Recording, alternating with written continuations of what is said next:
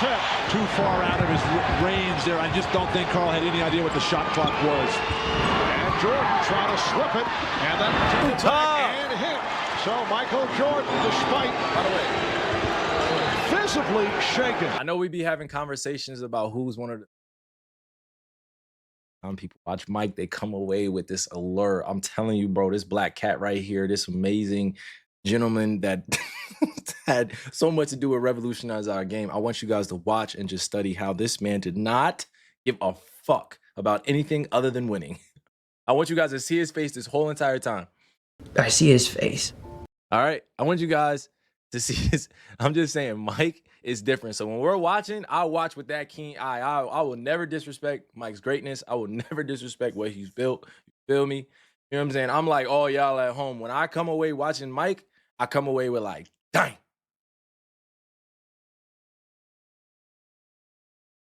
Dang. Man, right here is OD. Like He's that's incredible. Okay, Is he better than Michael Jordan? Speaking of history, No. you've really gotten good at going for the headlines. I'm very. Are you impressed by this? why? No, that's what I mean. Look, we got Kyrie Irving here. He played with It is a LeBron constant James. debate. It is It's a never constant ends. debate. Has he reached that? No. 15 minutes of it. A 2 for 2. Yo, by the way, I want to make sure that we all give Michael Jordan his flowers. I know he's gotten a lot of flowers over his lifetime, but I want to say that personally, man. Shout out to MJ, bro. You inspired a lot of us. You have definitely set a different standard for a lot of hoopers. I mean, I still look to you for inspiration, not only just your videos, but your interviews. I'm not doing no glazing shit. You know what I'm saying? I'm a grown man. I'm gonna give respect when respect is due. Every time I've seen him, I've definitely tried to shake his hand and let him know how much I appreciate him.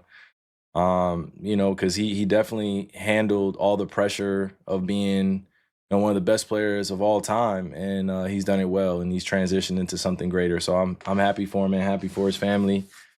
You know, shout out to his family. A lot of love his way, man. You know, he did some amazing things out there, bro. Giving up the absolute. Kyrie Irving stopped midstream, his jaw dropping as he watched Michael Jordan stumble to the bench, barely able to stand. I want you guys to look at the face of somebody whose only focus was winning, Kyrie whispered to his chat. But what happened next in that legendary 1997 finals game would leave one of the most skilled players in NBA history completely speechless. This wasn't just another player reacting to old highlights for content. This was Kyrie Irving, the man with some of the most legendary clutch shots in finals history, studying the blueprint of basketball greatness. And when he broke down what he was seeing, he revealed something that changes everything we thought we knew about what separates good players from legends. Hit that subscribe button, because what Kyrie discovered while watching Jordan's flu game exposes the real reason why some players become champions while others just become statistics. And trust me, his analysis is about to shatter some popular narratives about modern basketball. The student becomes the teacher. There's something mesmerizing about watching greatness recognize greatness. When Kyrie Irving pulled up that 1997 finals footage on his stream, he wasn't just entertaining his audience. He was conducting a masterclass in basketball analysis that most fans and even players completely miss.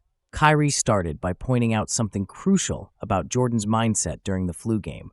While everyone focuses on MJ being sick, Kyrie zeroed in on Jordan's facial expression throughout the entire game. "I want you guys to see his face this whole entire time," he told his viewers. What he was really teaching them was how to read the mental game behind the physical performance. Most people watch the flu game and see a sick player gutting out a legendary performance. Kyrie saw something completely different. He saw a player whose mental focus was so laser sharp that physical discomfort became irrelevant. "This man did not give a damn about anything other than winning," Kyrie observed, and that's the key insight most people miss. But here's what makes Kyrie's analysis so powerful. He's one of the few active players who's actually been in similar clutch situations. When he talks about Jordan's focus, he's speaking from experience. He knows what it feels like to have the weight of a championship on your shoulders. He understands the mental gymnastics required to perform when everything is on the line. And that's exactly why what he said next about Jordan's technique was so revealing. Because Kyrie wasn't just watching highlights, he was studying a blueprint. The art of mastery. Kyrie's breakdown of Jordan's footwork during the flu game revealed something that casual fans completely overlook: the difference between athleticism and mastery. When Kyrie described Jordan's reverse pivot move, catching the ball, selling the fake right, then going left for the mid-range jumper, he wasn't just admiring a cool play. He was breaking down what it looks like when someone has completely mastered their craft. Everything that he did was intentional, Kyrie explained. That's the key word: intentional. At that stage of Jordan's career, there were no wasted movements, no random decisions, no hoping shots would fall. Kyrie pointed out that by 1996-97, Jordan had mastered basketball at all levels. This wasn't just talent anymore. This was artistry backed by decades of obsessive preparation. Every step, every fake, every shot selection was the result of countless hours of practice and game experience. But here's what really hit different about Kyrie's analysis. He understood that watching this level of mastery actually makes you better as a player. "Whenever I watch highlights, I get better," he admitted. And that's coming from someone who's already considered one of the most skilled players in NBA history. Most players watch highlights for entertainment. Elite players like Kyrie watch them as textbooks. They're studying angles, timing, decision-making processes that they can incorporate into their own games. And Kyrie's game evolution over the years proves this approach works. But what Kyrie said about Jordan's uniqueness as a research subject was about to get really interesting. The investigation that never ends. Kyrie dropped a bombshell that should change how we think about greatness in basketball. He said, Jordan is the only player where the more you investigate his career, the freakier your findings become. That's not just praise, that's a mathematical observation about sustained excellence. To illustrate his point, Kyrie brought up Shai Gilgeous-Alexander's incredible 2024 season, where he won the scoring title, MVP, Finals MVP, championship, and made first-team All-NBA. The basketball world went crazy celebrating this historic achievement. Then Kyrie casually mentioned that Jordan did this exact same thing 4 times. 4 times. Not once, not twice. 4 separate seasons where Jordan accomplished what we consider to be the absolute peak of basketball achievement. Kyrie's reaction was perfect. What are we even talking about right now? This is why Kyrie's analysis carries so much weight. He's not just a fan throwing around stats. He's a professional who understands how difficult it is to achieve even one of these accomplishments. When he talks about Jordan's sustained excellence, he's speaking from the perspective of someone who knows exactly how hard it is to perform at that level, even once. But Kyrie's investigation into Jordan's career revealed something even more profound about what we value in basketball today. And it's about to expose a major problem with how we evaluate modern players. The eye test revolution. Kyrie's frustration with modern basketball analysis came through loud and clear when he started talking about the importance of actually watching games. How do we know anybody's good if we don't watch them play? He asked. And it's a question that cuts to the heart of basketball's analytics revolution. His example was perfect. If LeBron scores 20 points and Paul George scores 20 points, are they the same? Obviously not. But how would you know that without watching the game? Raw statistics don't tell you about shot difficulty, defensive pressure, clutch timing, or the flow of the game. Kyrie was basically calling out the entire culture of basketball evaluation that's developed over the last decade. We've become obsessed with numbers while ignoring the art of the game itself. Stats also tell a lie, he said, and he's absolutely right. When Kyrie watches Jordan's flu game footage, he's seeing things that don't show up in the box score. The subtle body language that intimidated opponents. The way Jordan controlled the pace of the game even when he was exhausted. The psychological warfare that happened between plays. This is why Kyrie's analysis of the flu game was so valuable. He was teaching viewers how to watch basketball like a professional, not just looking at makes and misses, but understanding the chess match happening on every possession. But what Kyrie revealed about his own development as a player was about to prove his point about the importance of film study. The Kobe connection. Kyrie made a confession that explains everything about his evolution as a player. He's watched a tremendous amount of footage on Kobe Bryant. Not just casual highlight watching, serious, obsessive film study. And if you've followed Kyrie's career, you can see the results of that study in his game. The footwork, the mid-range arsenal, the clutch gene, all of these elements of Kyrie's game have clear connections to Kobe's style. But here's what makes Kyrie special. He didn't just copy Kobe's moves.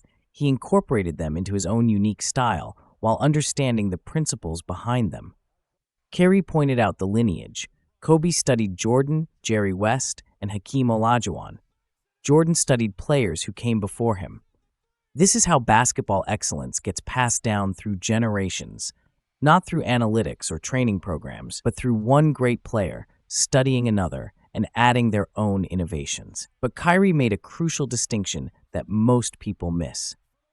There are people that can observe something, but they can't incorporate, he explained. He used the example of players who trained with Hakeem Olajuwon. Multiple All-Stars went, but only one Kobe was able to truly incorporate those lessons into his game. This is what separates elite players from merely good ones, the ability to not just see greatness, but to understand it, break it down, and rebuild it within their own skill set. And that's exactly what makes Kyrie's Jordan analysis so valuable, the ultimate respect. The most powerful moment of Kyrie's stream came when he paused the Jordan footage to give his personal tribute. "I want to make sure that we all give Michael Jordan his flowers," he said, and what followed was one of the most genuine displays of respect between NBA generations you'll ever see. Kyrie talked about how Jordan inspired a lot of us and set a different standard for a lot of hoopers. But what hit different was his admission that he still looks to Jordan for inspiration, not just from his playing videos, but from his interviews. This is a current all-star talking about studying a retired player's mindset. "Every time I've seen him, I've definitely tried to shake his hand and let him know how much I appreciate him," Kyrie revealed. That's not just casual respect. That's genuine reverence from one craftsman to another. Kyrie understands that Jordan didn't just play basketball at an elite level. He elevated the entire culture of the game. But the most important part of Kyrie's tribute was his acknowledgement that Jordan handled all the pressure of being one of the best players of all time. This is coming from someone who knows that pressure firsthand. Kyrie has hit championship-winning shots, dealt with media scrutiny, and faced the expectations that come with being considered one of the most skilled players ever. When someone at that level gives that kind of respect to Jordan, it carries weight that casual fan opinions simply can't match. This was one legend acknowledging another, with full understanding of what that level of greatness actually requires. Kyrie Irving's analysis of Michael Jordan's flu game wasn't just a reaction video, it was a masterclass in understanding greatness. Through Kyrie's eyes, we saw beyond the highlight reels and statistics to glimpse what true basketball mastery actually looks like. The intentional movements, the unwavering focus, the mental toughness that transcends physical limitations, these are the elements that separate champions from everyone else. And Kyrie, speaking from his own experience at the highest levels of the game, recognized and honored those qualities in Jordan. Most importantly, Kyrie's breakdown reminded us that basketball is still an art form. In an era obsessed with analytics and efficiency metrics, he showed us the value of actually watching the game with educated eyes, of understanding that some things can't be measured in spreadsheets. The respect Kyrie showed for Jordan represents something beautiful about basketball culture, the way greatness recognizes greatness across generations, the way true students of the game never stop learning, even from footage they've seen dozens of times before. If this deep dive into Kyrie's basketball philosophy opened your eyes to a different way of appreciating the game, make sure to subscribe for more insights from the players who understand greatness from the inside. Because sometimes the most valuable perspectives come from those who've walked the same path. Michael, one of the great performances, the way you were feeling, you played 44 minutes. It was all about will. Yeah, it's all about desire. You just got to come out here and do what you got to do. We wanted it real bad, and me as a leader, I had to come out and do my best, and hopefully the team could rally around me and come out and make contributions. Never any doubt down the stretch. How weak were you? I was really tired. I was very weak. At halftime, I told Phil that use me in spurts. But, I mean, somehow I found the energy. Just stay strong. I wanted it really bad. All right.